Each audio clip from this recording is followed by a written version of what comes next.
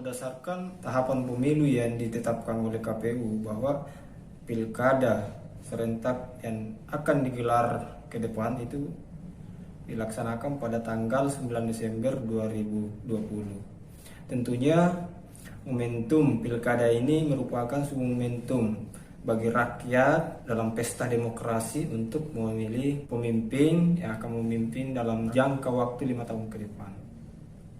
Dalam prosesnya tentunya para calon kepala daerah tak terhindarkan akan melakukan berbagai upaya untuk merebut minat pemilih. Langkah-langkah tentunya ini akan berpotensi keluar dari prosedur dan koridor yang kemudian ditetapkan oleh kaidah-kaidah formal dalam konteks pemilu kepala daerah.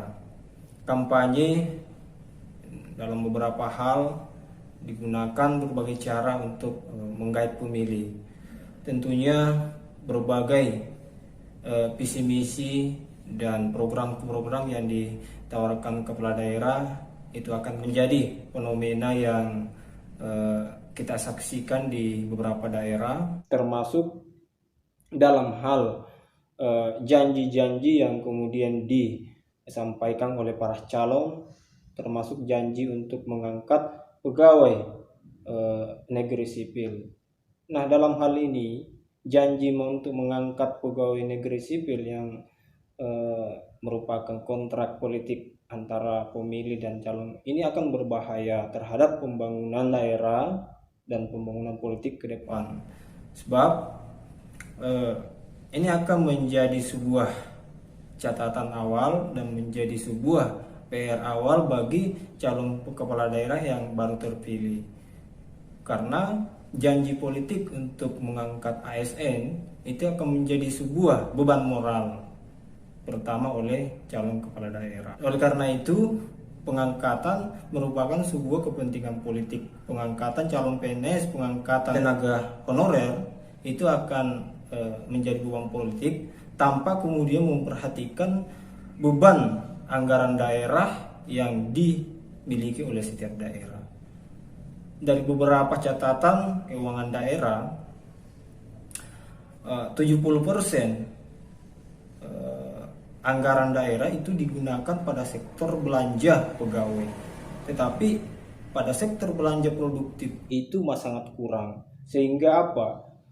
Masa depan daerah pada sektor pembangunan di bidang produktif itu akan berkurang, sehingga daerah akan terus bergantung pada dana alokasi umum yang dialokasikan oleh pemerintah pusat. Oleh karena itu kalau seterusnya daerah akan bergantung pada dana alokasi umum, maka pelaksanaan dan semangat otonomi daerah yang kemudian dicanangkan dalam agenda reformasi kita itu tidak akan bisa berjalan, karena keberadaan otonomi daerah bagaimana mempergunakan potensi daerah dengan kreativitas pemerintah daerah untuk kemakmuran rakyat. Oleh karena itu pada kesempatan kali ini kiranya kita harus mengimbau bahwa calon-calon kepala daerah dalam membangun kontrak politik dengan para pemilih, dengan rakyat untuk maju sebagai kepala daerah, sebisa mungkin mengurangi janji atau kontrak politik mengenai pengangkatan ASN atau dalam bentuk apapun yang sangat menguras anggaran belanja daerah. Karena ini yang terus-menerus terjadi beberapa tahun belakangan.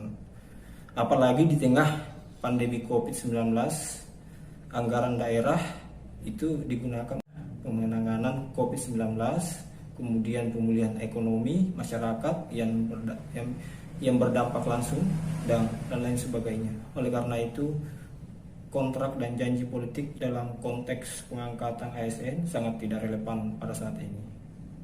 Sekian, terima kasih. Sekian dari saya. Assalamualaikum warahmatullahi wabarakatuh.